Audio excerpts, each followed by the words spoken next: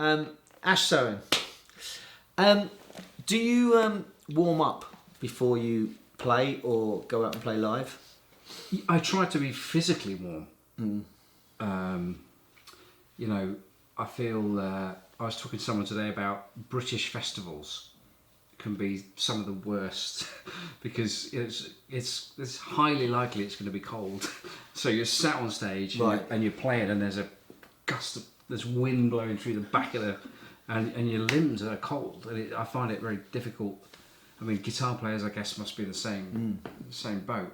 But I like to be physically warm. If that means rubbing your arms, and I actually before I played the other day, I put some warm water on my forearms. So I mean, I guess actually playing doubles and singles and stuff that does the same thing.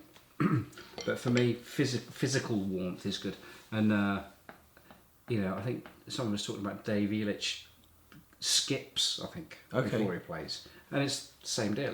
Gets the heart moving, getting the heart rate up and stuff. Yeah, so physical warmth of my limbs, I think it definitely feels better, much more comfortable to play. Yeah.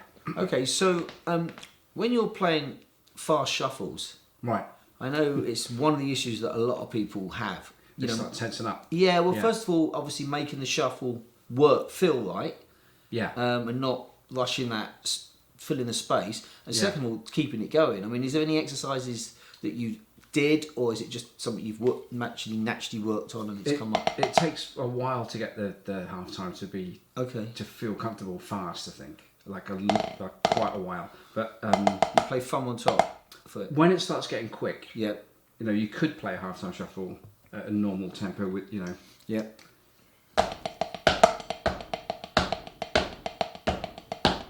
And that's fine at that sort of tempo. But when you start getting to so I do that thing which is essentially a pulled double. Yeah. But swung. Yeah. Okay. So how did you develop that? Did you put the metronome on and then started working on it?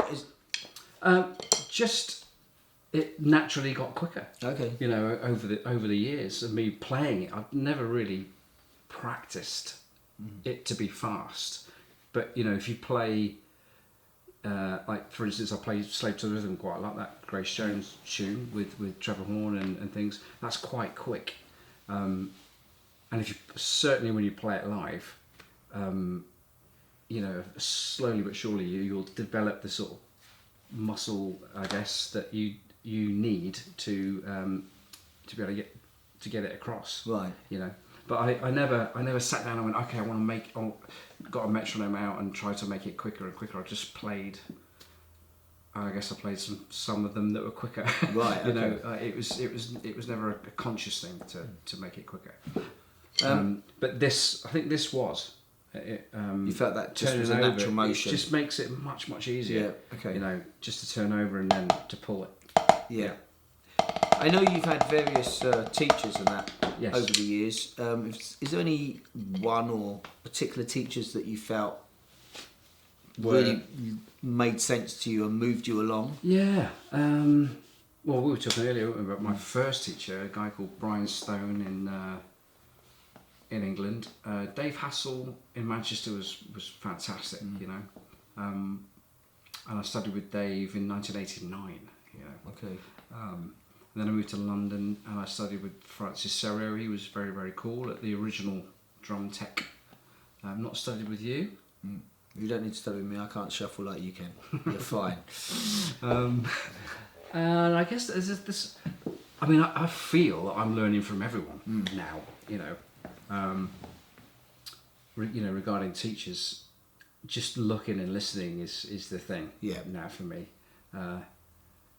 But I guess so Brian Stone, Dave Hassel, Francis were the three, and I went to Bob actually. I went to Bob Armstrong for a year, and he changed actually my technique quite a lot because he did Moella.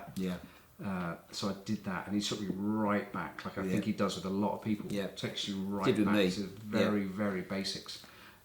and I think it's in my playing still a little bit that, you know. But he was great, Bob. Okay, so any drum books that stand out that you worked on? Any drum books? Drum books. Wow. Well, with Francis, we did the Jim Chapin thing.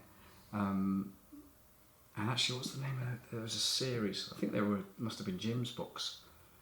They were coloured. Oh no, that would have been Schaefer. Gary Schaefer's books. Linear. That's the it. books. That's those. Yeah. So he worked through all 4 of those. Okay. And they were like colour coded. That's right. Yeah. So we did those.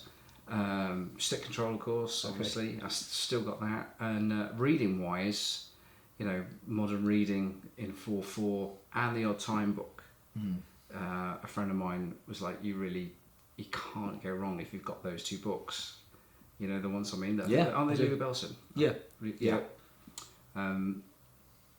And the one I've been looking at actually recently is Mark Juliana's. Yeah. Okay. You know,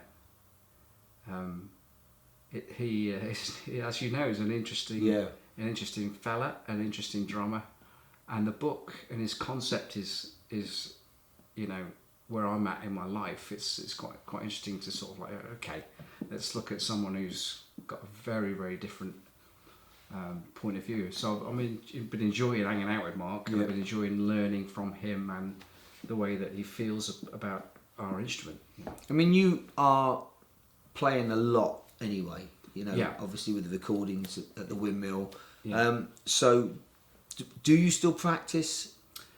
Not really. Okay. And a lot of people ask me this. I remember years and years ago, I was very fortunate when I moved to London. I met Pino Palladino, the bass player. And I remember my sort of early 20s asking him, do you practice? And he said, not really. And I remember being like horrified. Like, what do you mean? I was doing like 8 hours a day on a pad. Yeah. I lived my flat in London. I couldn't set a drum kit up actually. So it was just pad.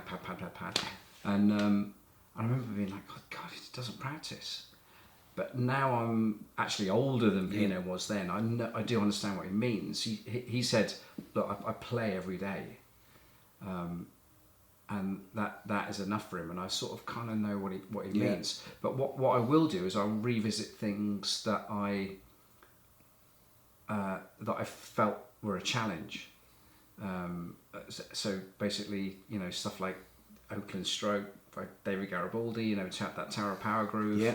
I'll just, if I've got some spare time and I'm like, okay, I've got an hour or whatever, let's just, because you need grooves like that, you need to keep those. You need to keep those up. So it's actual songs or grooves that you exactly find. That I'll find little things like, I remember something, you know, and back in the day that I couldn't play. Yeah. I'd fish it out and work on that now.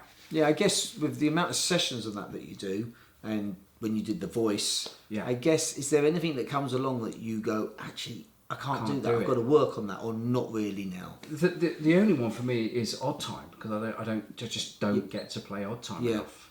And that every time I see something that's in a interesting time signature, or as a bar of something that crops up, that's always like, oh God, here we go, because I just don't do it. You know, pop music is pretty much always in 4.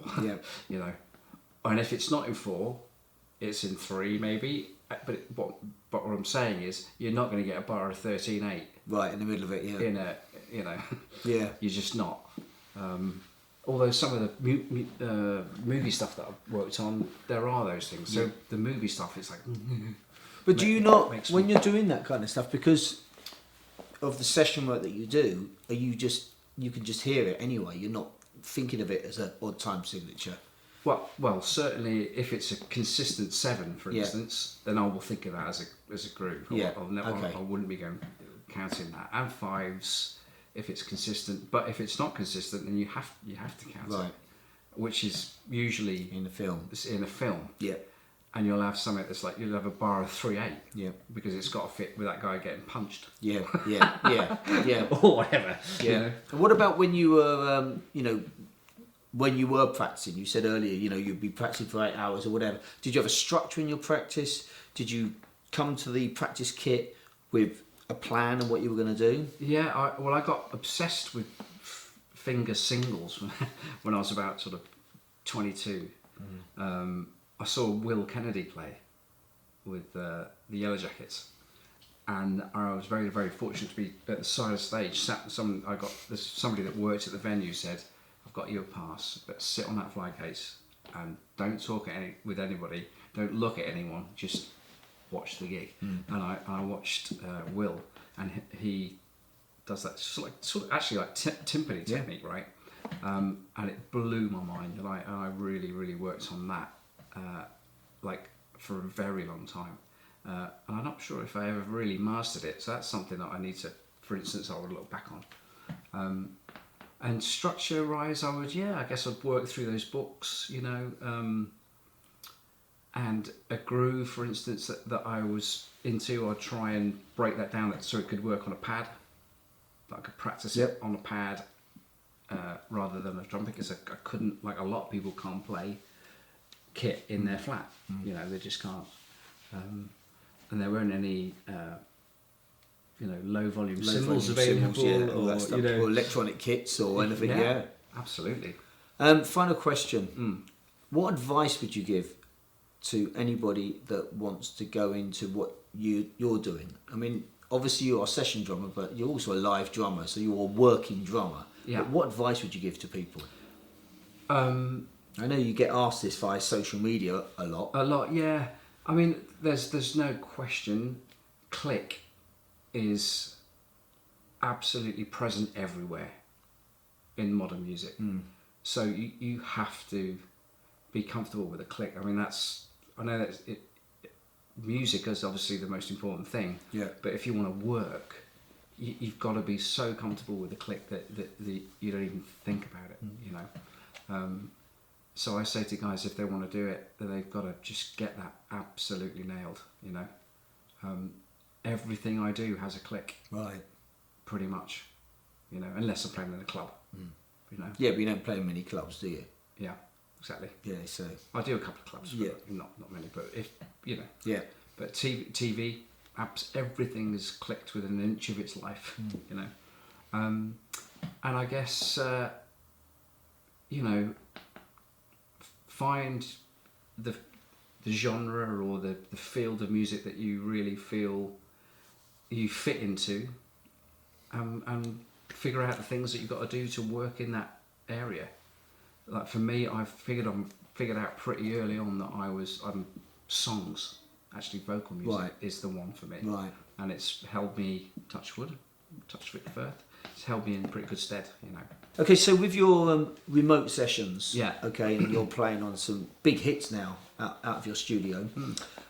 So when you're laying down the track, and you're looking at on the screen, are you quantizing it? Are you looking at the grid, or are you looking at the groove? What's going on there? I try not to look. Okay.